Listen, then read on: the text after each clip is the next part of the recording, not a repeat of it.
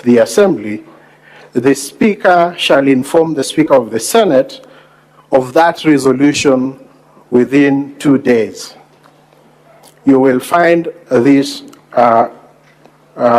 resolution from the Assembly in the Assembly's volume, that is volume 3, at pages 100. So, Honorable Speaker and Honorable Members of the Senate, it is our submission that for the power of the Senate to be invoked under Standing Order 80, the Speaker of the Senate must receive a resolution from the Speaker of the County of Assembly. So therefore, there is a test that is twofold. The first test is that there is a resolution, and the next is that it is supported by 2/3 of the members of the Assembly.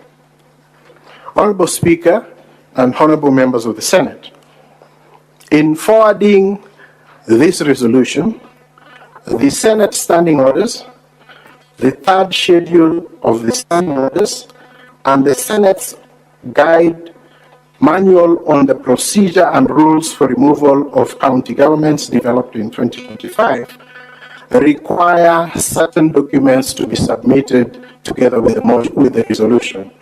And that is the impeachment motion, the county assembly Hansard, the division of voters list, the advertisement of the summons to the governor, the list of witnesses of advocates, the list of advocates, list of witnesses, records and videos, and other evidence. It is our submission that this has a very good purpose. This requirement has a good purpose, and it now fits into the preliminary objection that, or the preliminary issue that we raised. Honorable Speaker and the honorable senators, I will then invite you to examine the documents that were presented alongside the resolution from the Speaker of the Isiolo County Assembly in support of the fact that there was a resolution adopted by the Assembly to remove the governor. I will refer the Senate to the Assembly documents, and that is at volume 3 of the Assembly documents, that pages 1 to 6, which has the order paper for the 18th, and that order paper ultimately indicates that the motion for the removal of the governor was adjourned to Thursday, the 26th of June 2025 at 2:30. That time is extremely material to these proceedings. The Hansard for the 18th of June 2025 at pages 7 to 14, that is still volume 3 of the Assembly documents, indicates that the proceedings for removal of the governor were also adjourned to 26th of June 2025 at 2:30. At pages 15 and 16, that is still of volume 3, there is an invitation to the governor to attend. That invitation invites the governor to attend the Assembly on the 26th at 9 a.m. Honorable Speaker, volume 5 of the Assembly's documents at pages 3 and 4 contains the affidavit of service of that invitation served by the Speaker. So there is no doubt whatsoever that the governor is invited to appear at 9 a.m. on the 26th. The Speaker, in volume 5, also presents a document for the special sitting of the Assembly It is dated 23rd of June 2025, and that sitting is indicated to commence at 9 a.m. Honorable Speakers and Honorable Senators, it is therefore not in any doubt that the Assembly set the hearing of the motion for at 9 a.m. 26th of June. I now refer the Honorable Senate to the Isiolo standing orders. Standing order, specifically standing order number 1, it is found at volume 3, pages 85 and 86, on the times set for the sitting of the Assembly, and that is 9 a.m. for Wednesdays and 2:30 for Tuesdays, Wednesdays, and Thursdays. I do not need to say this because you're familiar with these times. It therefore follows that if the Assembly is to meet at any other time other than as set out in the standing orders, there must be a resolution to that effect. And so, therefore, the logical question that we are asking the Senate is this: is the Hansard genuine? Because the Hansard talks about a sitting conducted at 2:30 p.m. That is in line with the standing orders. But the notices, the invitation, and the special sitting issued by the Speaker talk about a sitting to be conducted at 9 a.m. So therefore, Honorable Speaker and Honorable Senators, we invite you, the Senate, to take note of the above, and then allow us to also review the Hansard that is provided. You probably understand the Hansard much better than we do, and I refer you to the Hansard for the 18th of June 2025, which clearly shows that the Assembly was adjourned to 26th of June at 2:30 p.m., and I refer you to volume 3 still of the Assembly's documentation. The issues that you will note when you review the answer is that, first of all, it is not certified by the clerk as is required. It just bears a stamp. It is therefore our submission that these latent, open, obvious, and blatant contradictions and anomalies between the Hansard and other records provided by the Assembly are major indicators not only of misrepresentation, but that the documents presented by the Assembly have been cooked and generated outside of the Assembly. This is further supported by the testimonies of the witnesses, which will be found at volume 2 of the Governor's response at page 14, where we have the affidavit of Salad Boru Gurasha, who was the clerk of the Assembly, who confirms that there was no sitting of the Assembly on either date.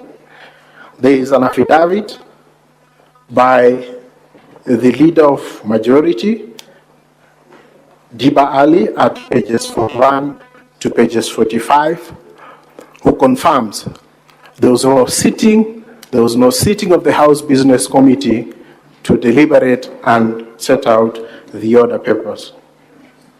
Further, we have the affidavit of Shaban Mzungu, who was in charge of security at the Assembly on that particular day, and he confirms that there was no sitting of the Assembly.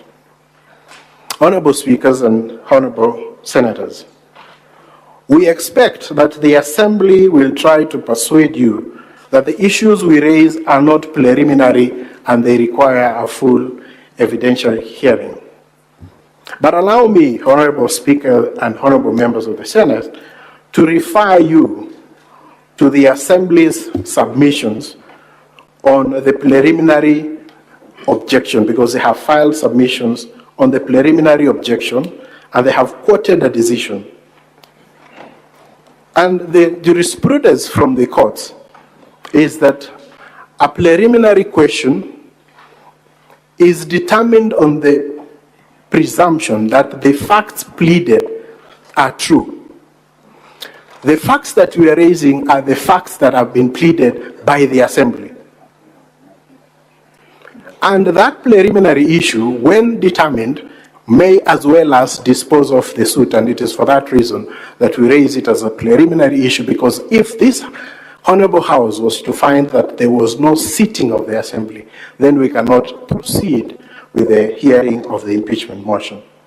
And so we submit that these questions that we have raised satisfy this threshold, and we invite the Senate to look at the facts that have been pleaded by the Assembly and the documents that have been provided, and agree with us that this is a case of a phantom impeachment. Finally, as I, with one eye on the clock, we submit that this process is a hallowed process. It is not just about whether the grounds set out in Article 181 of the Constitution have been met. If the Senate is to examine whether there was a valid resolution and agree with us that the documents that have been presented are forged and cooked, then this impeachment, this phantom impeachment, amounts to an affront on the Constitution, and it sets a very dangerous precedent, because what it means is that it is possible for the Speaker and a few members of a rogue assembly to, in a way, attempt a coup, sit somewhere, cook documents, and present it to the Senate, and the Senate will then hear that matter. That in itself will be a violation of the Constitution, because this Senate has a mandate to protect devolution and to protect the counties. And that is the danger that we face in these phantom impeachment proceedings.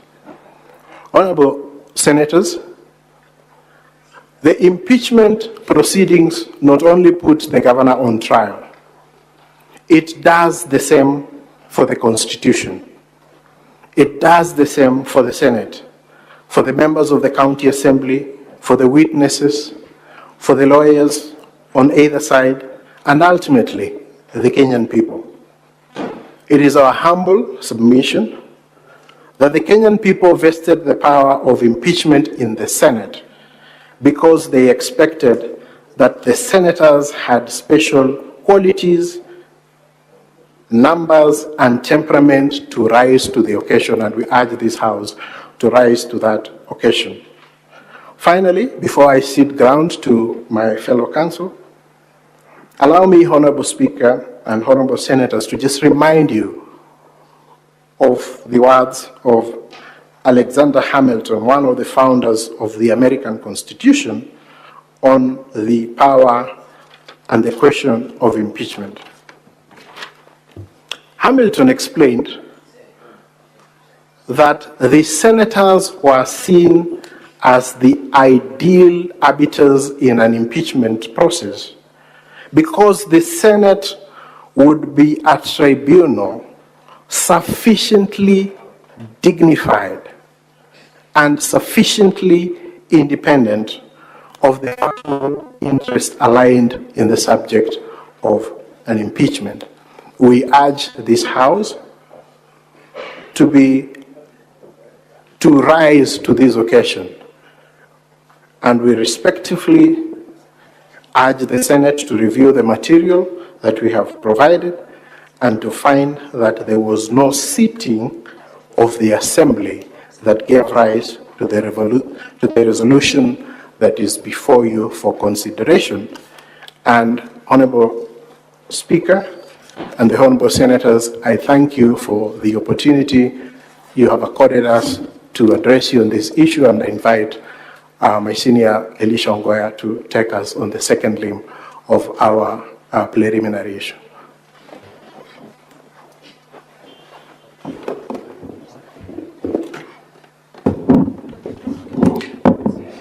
Thank you so much, Mr. Speaker, and thank you, distinguished senators. As indicated, my name is Elisha Ongoya, lead counsel for the governor. Before I address you on another substantive preliminary question on an existing court order touching on these matters, allow me to invite my learned colleague, Mr. Elias Mutuma, to wind up on that issue of the proceedings before the Assembly by drawing your attention to certain salient material aspects of the purported Hansards that have been presented before you, so that you have all that in consideration. Then I'll move to the next subject. Thank you so much, Mr. Speaker.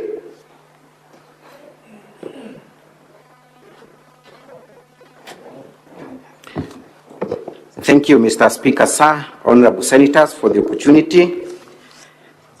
The council representing the County Assembly will be here shortly to try and convince you that what we have raised is not a preliminary objection, but requires an interrogation by way of listening to witnesses and making a determination based on what they will say. But our submission is simple, honorable senators, that what we have raised is a pure PO that can be addressed and determined based on what has been presented by the County Assembly of Isiolo. Honorable senators, my understanding of Hansard's records is that they are a verbatim record of what transpires in a House proceedings. Therefore, they are able to tell us exactly what happened on the day that that motion is said to have been passed. We have raised an issue with proceedings that are said to have taken place on the 18th of June 2025 and proceedings that are said to have taken place on 26th of June 2025.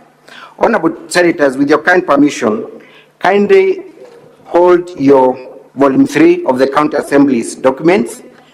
I will take a very short time to take you through the Hansards, and this being a house that is also a house that is very much familiar with proceedings in the House, you'll be able to tell me whether there is anything that took place there.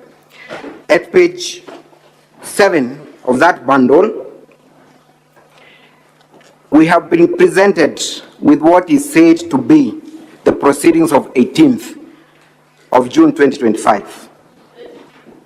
Page 7 of volume 3 of the documents.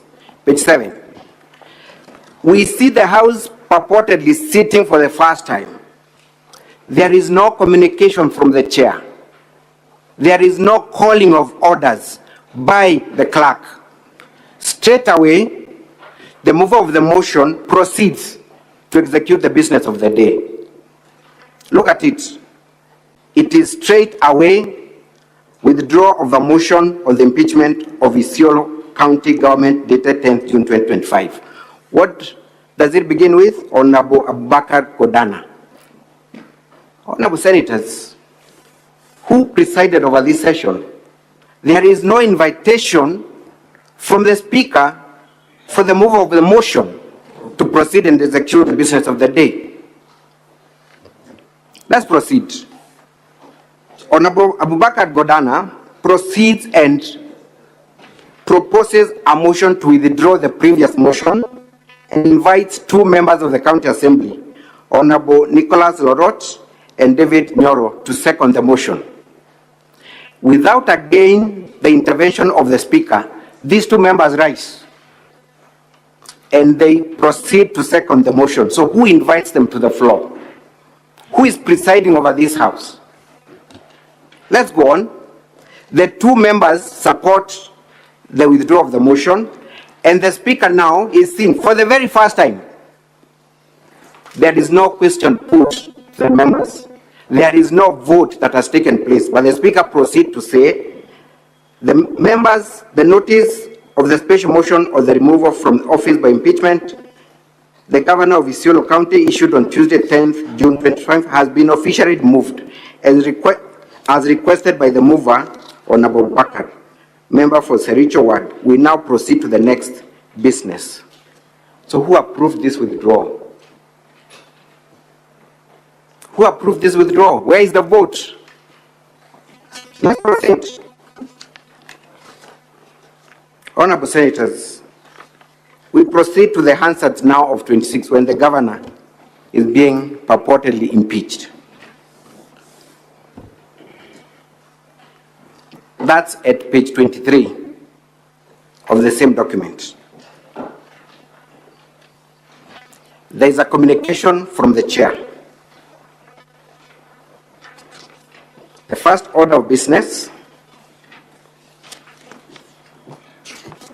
you will come across the order paper at page 17, where we have a total of 8 orders of the day.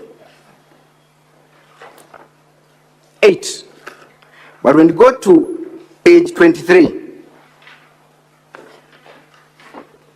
we do not see the clerk calling out the orders. Just look at it. It is the Speaker directly proceeding to make a communication. Is that an anomaly, Honorable Senators? We are all familiar with the business of the day. But what intrigues me more, Honorable Senators, the first order of the day here is to lay on the table the purported public participation report, which is done by Honorable David Lemantile, allegedly. He prosecutes his motion and argues on the public participation. Let's go to the end at page 31.